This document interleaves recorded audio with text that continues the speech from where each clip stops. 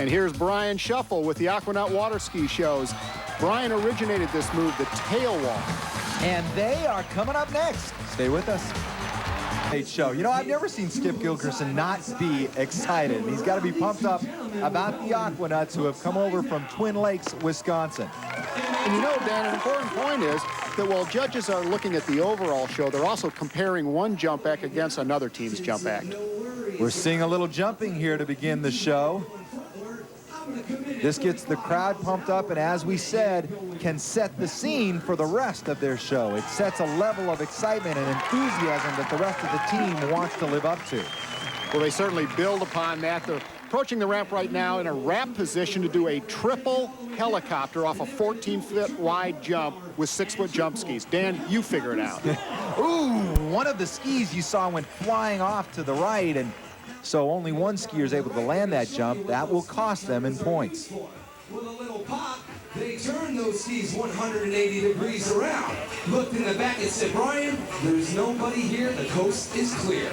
So Brian Shuffle put the throttle down, and those two boys left town. Nothing but their bare feet backwards.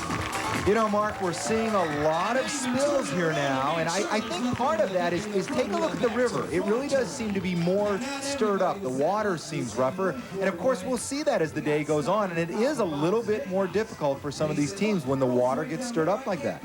Well, I was talking with Steve Hanno, the safety director of the tournament, and he was telling me that the current is moving approximately 5 miles an hour. It's moving from our right to our left, in other words, from north to south, and this will play a factor because it keeps the water stirred up all the time.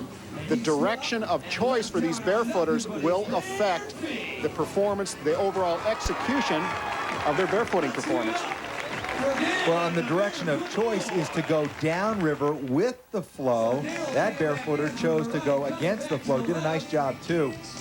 Here's a good look at the hottest new sport out there on the water today, and that is wakeboarding. And you know, Mark, last year we saw a lot of the teams include wakeboarding in their shows, and we haven't seen that many teams do that this year. And that's a good point, Dan. Wakeboarding, as exciting as it is to skiers, sometimes the judges are looking for overall spectator appeal. From wakeboarding to the pyramids, this is the granddaddy for each one of the teams.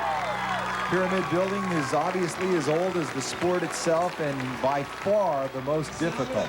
To the town that when you get a whole bunch of talent, when you get a strong heart and a desire and a will, it doesn't matter if you're male, it doesn't matter if you're female, if you're a fisherman or a water skier. When you all get together, you can build something very, very special on the water. And they built it up right on the water, side by side, 3 levels high on either side, and 4 high in the middle. Not 1 pyramid, not 2, but 3 standing all together with a beautiful salute they brought right through the middle of town. Terrific performance, Dan. The costumes are beautiful. 4-tiered pyramid in the center. However, they do have 1 skier down on the left side of that pyramid. That will cost them a couple of points. Now, just as critical as getting the pyramid built up in front of the audience is tearing it down. They did that successfully. 1,823 points, and so the Aquanuts are now the team to beat. And Mark, wait a minute. Do I see what am I in Las